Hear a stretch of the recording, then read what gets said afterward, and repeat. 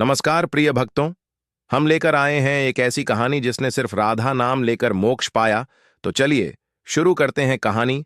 वृंदावन की पावन धरती, जहां कण कण में श्री कृष्ण का वास है और जहां राधा केवल एक नाम नहीं बल्कि भक्ति, करुणा और मोक्ष का द्वार है। इसी वृंदावन से जुड़ी है एक ऐसे मनुष्य की कथा जो पापों के बोझ तले दबा हुआ था, पर जिसने केवल राधा नाम को अपनाकर अपना पूरा जीवन बदल लिया। मथुरा के पास बसे एक छोटे से गांव में रहता था माधव दास। नाम तो मधुर था, पर जीवन अंधकार से भरा। माधव झूठ, छल, क्रोध और लोभ का गुलाम बन चुका था। वह सूद पर पैसे देता, गरीबों को डराता और दूसरों की मजबूरी से लाभ उठाता। उसकी पत्नी ललिता हर दिन समझाती, माधव, ये रास्ता तुम्हें नरक की ओर ले जाएगा। पर माधव हंसकर कहता, पाप पुण्य सब कहानी है, पैसा ही सच्चा भगवान है। धीरे धीरे उसका घर अशांति से भर गया। बेटी गौरी बीमार रहने लगी, कारोबार में नुकसान होने लगा और रातों की नींद उड़ गई। एक दिन माधव व्यापार के सिलसिले में वृंदावन पहुंचा। शाम के समय यमुना तट पर चलते हुए उसके कानों में एक मधुर स्वर पड़ा, राधे राधे राधे। कुछ साधु भजन गा रहे थे। माधव अनचाहे ही रुक गया। एक वृद्ध संत उसकी ओर देख मुस्कुराए। वे थे गोविंद बाबा। गोविंद बाबा बोले, वत्स, राधा नाम सुनकर मन क्यों कांप गया? माधव चौंक गया। बाबा, पता नहीं, बस दिल भारी हो गया। गोविंद बाबा ने उसे यमुना किनारे बैठाया और कहा, राधा नाम कोई साधारण नाम नहीं, यह स्वयं श्री कृष्ण का हृदय है। माधव ने व्यंग्य से पूछा, क्या सिर्फ नाम लेने से पाप कट सकते हैं? बाबा की आंखों में करुणा थी। हां वत्स, सच्चे मन से लिया गया राधा नाम जन्मों जन्मों के पाप भस्म कर देता है। उन्होंने एक कथा सुनाई। कृष्ण स्वयं कहते हैं, जो मुझे पाना चाहता है वह पहले राधा को अपनाए। उस रात माधव सो नहीं पाया। उसके कानों में बार बार वही स्वर गूंजता, राधे राधे।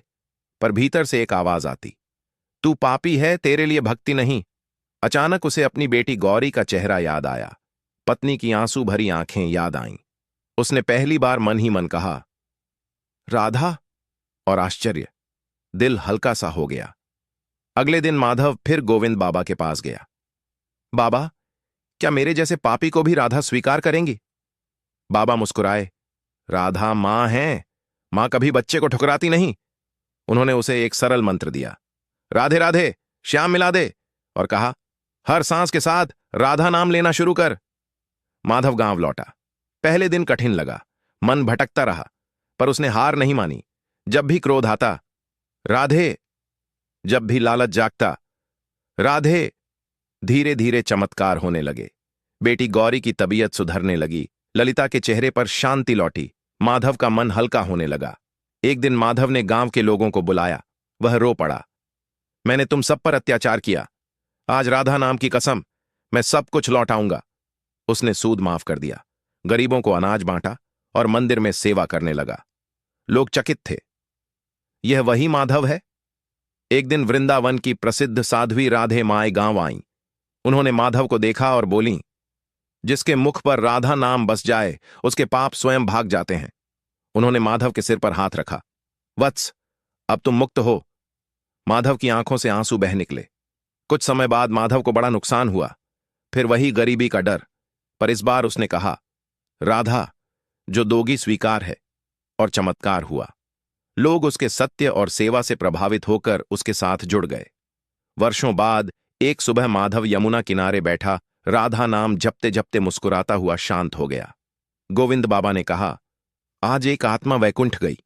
राधा नाम न जाति देखता है, न पाप गिनता है।